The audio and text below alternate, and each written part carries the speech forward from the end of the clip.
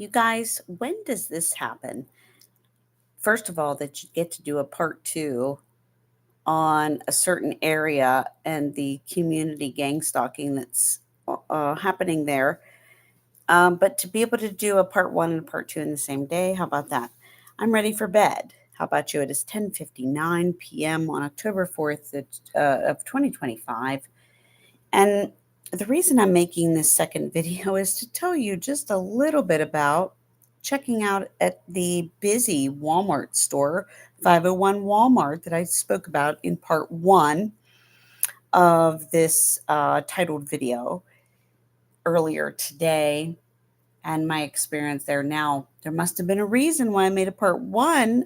Little did I know I would be making a part two because I just made a discovery at home and put two and two together. Now, how often is it on a Saturday that you would go into that Walmart and have it be where there is a cash register completely open, zero people in line, but you are the next victim?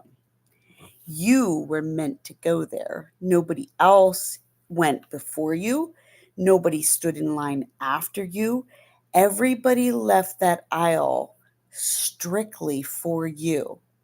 Then, when you went to check out with the plaited cashier, okay, who was playing games, you didn't even leave the store with one of your bags again. This happened again. So you got home and you had somebody else help you unload the bags, which is a good reason to dismiss or not see that you were missing an item until you went to go to bed at night and you were like, hey, wait a minute, where's that item? Oh, wait a minute, now I'm missing that item. So there were two items that were missing.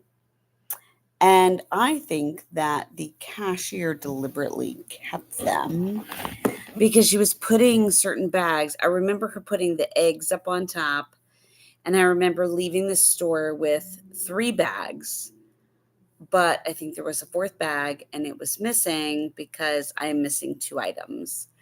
So I find this really interesting. Also, most likely when I go to a place, there are people before me and there are people who definitely jump in line behind me. So this had to have been a setup. And let me tell you why. Because immediately after that, I went to the Martin's grocery store and I was looking for a certain item, but I only had a certain amount of money and I was trying to just spend the cash that I had on hand. And they knew this. The perps knew that because of the remote neural monitoring, and only left one item.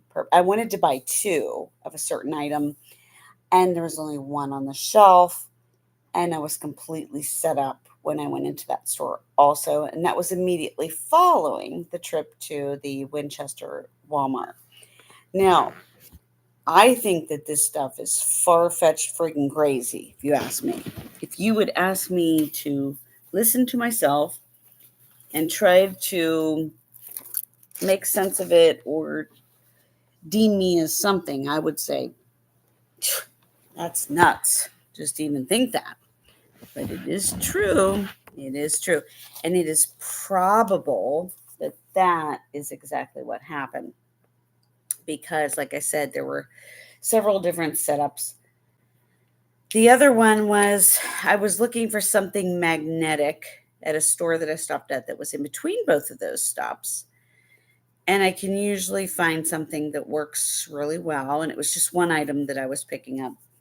But nope, this was a terrible thing. So I ended up we had to make our own item with magnets because this was a really badly created item that they're just trying to sell me now because they know that I'm the one buying it. I think that this is true. I think that this is not just a conspiracy. I think that this was meant to frustrate me, to cause me to, lose out on.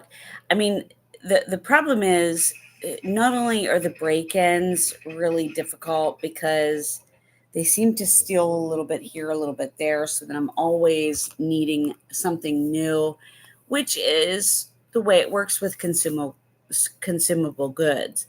But I'm finding that this is happening in a fashion that is far, far worse and far more often than would be normal. Um, yeah, and it seems to come in waves like that. So, this is how the perps work whenever they can't get away with doing things in person, and they're doing it in person too, but they're not able to get away with it so much anymore because everybody's onto it. Everybody's onto what's going on. But I just wanted to share this little tidbit of information because it's unlikely that I go through any kind of register in a busy, busy store on a Saturday of all days and escape it without having a perp jump in line with me. But the perp was in line, dressed in her checkered shirt as the cashier, waiting for me to come through so she could withhold one of the bags so that I have to go in there again tomorrow and make a special trip, which is interesting. And like I said, then the second store, I already realized what's funny is I actually thought that I was set up at the second store today. That was my only thought when I got home. It wasn't, if you listen to my timestamps on these things, it wasn't until I just went to bed here, like around 10:30, that I was like, oh, something's missing. I don't have something from my order. And I'm like, okay, is it still in the car? Did my son bring it in? Okay, maybe he put it in a different cabinet or something that, you know.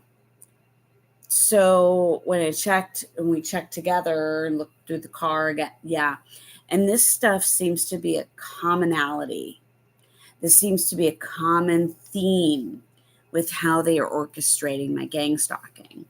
It is happening over and over and over again. And this is weird because also, you guys, let me put this note out there. I am usually one of those online grocery pickup people. So I order it and then go pick it up in the store. But today I visited all the stores that I needed to purchase from. So the two main stores that are in question, three, well, they were all visited in person and everything was purchased in person today and by a different payment method. So this was all changed up, yet they were still able to orchestrate some sort of gang stalking technique. And, I wonder how often this actually really happens, where they pull something, whether they change the price on you last minute at the register or this or that. And you just don't even notice that you're being mistreated and abused in the system at that time. You wonder how many times that goes unnoticed. It goes missed. So I'm done. I'm done for the day. I'm tired of people doing weird stuff. And it's really scary when the whole community is acting like creepishly cultish and like they're all on some kind of, satanic bandwagon. That's really creepy. So until tomorrow, hopefully we can all get some rest tonight, and maybe we can pray that God handles all the big weapons for tonight, and maybe he'll turn them on the enemies. Who knows? Let's just dream. Good night.